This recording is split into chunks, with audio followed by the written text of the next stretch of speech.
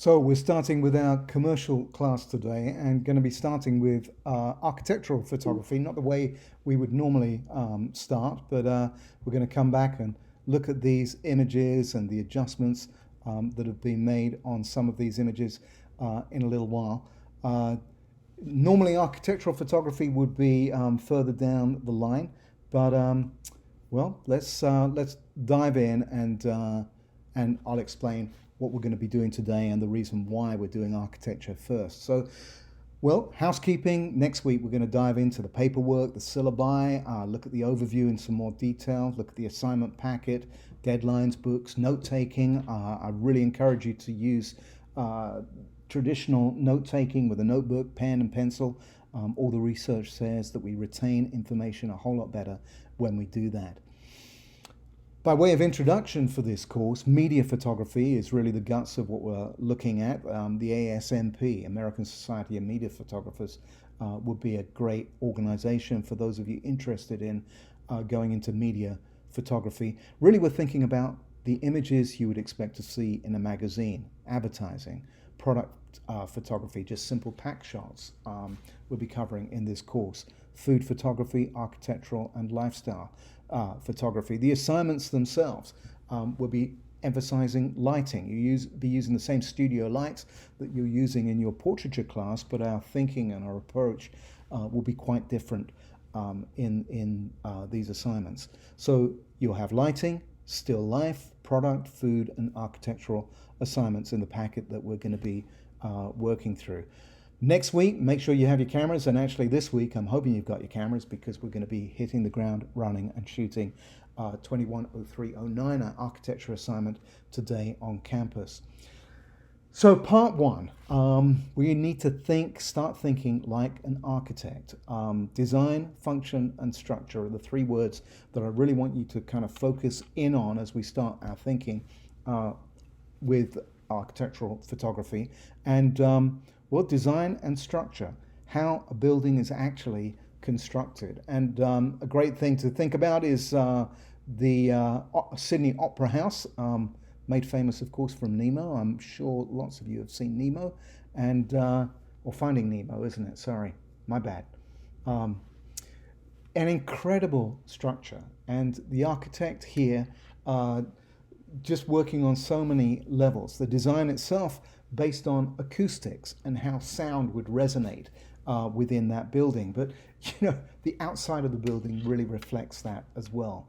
And the skill, not only in terms of design and engineering, but knowing how materials hold together and knowing what materials could be used.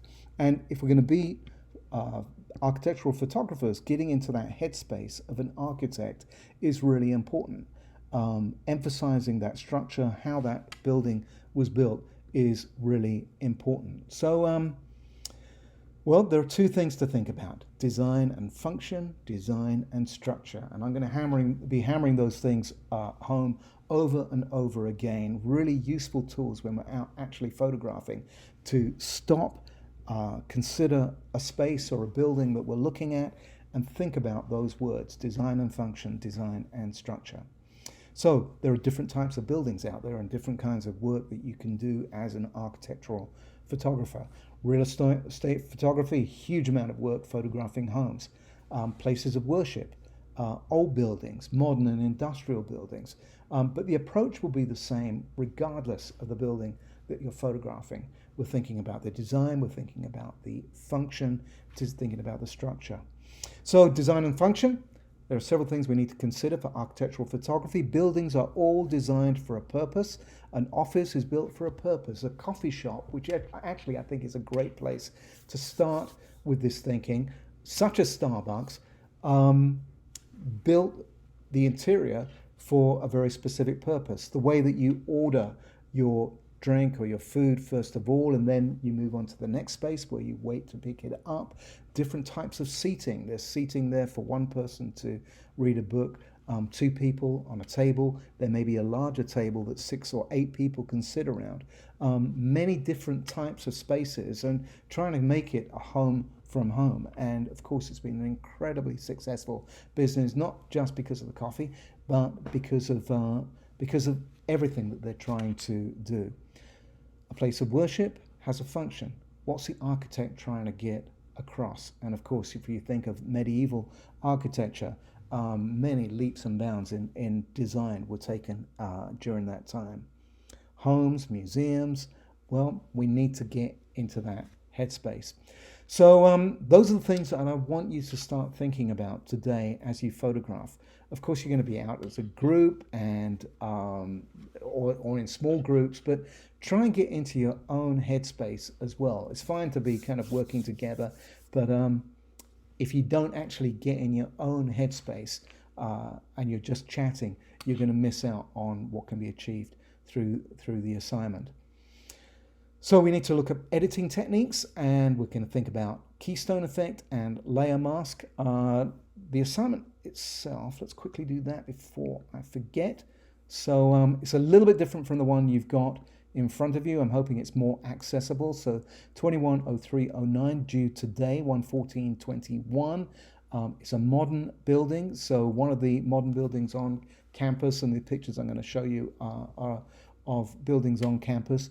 I've taken out the HDR, so don't worry about the HDR, the high dynamic range image. Just to deliver 4 exteriors, 4 interiors, and 4 architectural details. It could be lighting, it could be the way that a door handle is connected, but some architectural detail, and see if you can get a close-up detail shot of that as well. Let me see, normal delivery, down here, 12 images, Blackboard, 12 images on a contact sheet, 1 image, all of your 12 images on the server, and in your working portfolio, provide 1 print and a contact sheet. Let's dive on and look at images in Bridge. So here, exterior of the building just across the way, and exposure's kind of tricky, but a RAW file would give a lot of control, and it would be possible to make adjustments on an image like this in Camera Raw, bringing up the exposure. Excuse me, I need to move this over a little bit. What do we got? +1. But very often reducing the contrast at this point would be beneficial because this is not the final output that we're going to be looking at. And then the highlights, bringing out more detail in the highlights, shadows, more detail in the shadows. And the one thing I would say for this, be very careful of the dehaze, clarity and vibrance tools, and I probably wouldn't use those. The goal here, starting with an image that's looking kind of flat, but it's not going to be the final image. I'm going to come back and let me see, look at one of the other shots here, but I'm asking you to work on exteriors and interiors, and this is the image that's had keystone adjusted. This is the image before that adjustment's been made. I'm racing a little bit because these videos are pretty short, and I don't have a lot of time to kind of go through everything. The editing parameters that I've already plugged into this, +1 on exposure, highlights -3.3 to bring out more detail in the highlights, shadows +28, a lot more detail pulled out in the shadows, clarity, dehaze and vibrance at the bottom don't have any adjustment made to them. So hopefully this will open up in Photoshop and we'll be able to make our adjustments. When shooting, make sure that you're looking at the bottom corners of the frame in particular. As you make keystone adjustment, all of this part of the image and all of this part of the image are going to be clipped. Particularly important if you're doing an exterior. At the bottom of the building, it's framed with extra space, more space than you would necessarily expect, because as you bring up those the keyline adjustment, the tops of the building could get very, very close to the edge of the frame, and you don't want that. I think you've gone through some of these techniques already with Miss Henderson last semester, but recap, first of all, marching ants around your image. So the rectangular marquee tool is what we need for this. And then drop down menu, edit, just out of view, but edit, and then transform. We've got all these amazing ones down here. Distort is the one that I prefer to use because it gives us great control of left, right, center. We can pull the image up as well. Making these adjustments, I very much think getting it so that it looks right with the eye is where we need to be. And so something like this is where we need to land. So keystone adjustment, I want you to do that for all of the images that you hand in for this assignment. In addition, thinking about the exterior light as well. I'm really racing on time here, but to make an adjustment on that background, we're going to duplicate the layer. So drop down menu is out of sight at the top. Layer and duplicate layer is what we click. And this little box is going to come up. We did this in Digital Imaging 1. It was our layer mask assignment where we did spot color and all of that good stuff. And it's exactly the same technique. This is our layers palette. We've got duplicates of the same image, top and bottom. I'm going to turn off the top one, work on the bottom image only. And what I want to do is adjust the lighting for the exterior. And so I'm bringing in more detail on that exterior lighting. I'm on curves. Of course, the whole image is getting very, very dark here, and I'm not so worried about what it looks like on the interior for this shot. I'm a lot more concerned about the background. You can see there's a big adjustment on the curves that's made there. So it's made a huge difference to the outside of the building, but it's still pretty bright there. But I think that's going to be fine. Back to the layers palette, we're going to turn on our top layer, and now we're working on that top layer. And as I toggle backwards and forwards, you can see, you can see the outside lighting there. But we want to blend these two images together. So to the top, copy, I'm going to add a layer mask.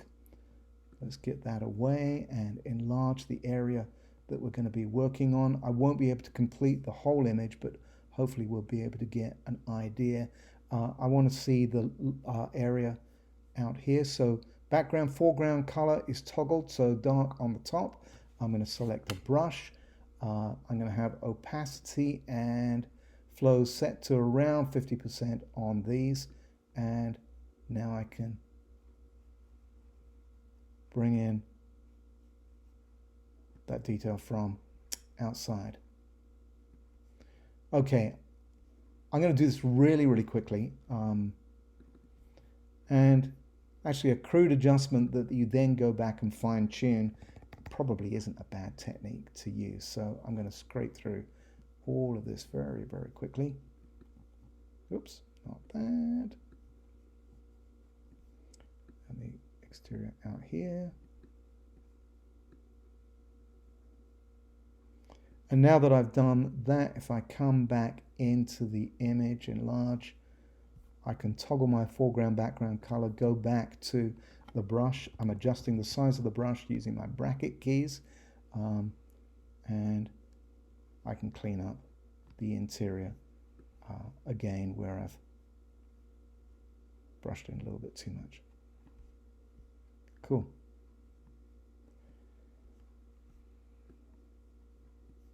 Of course, this image isn't complete.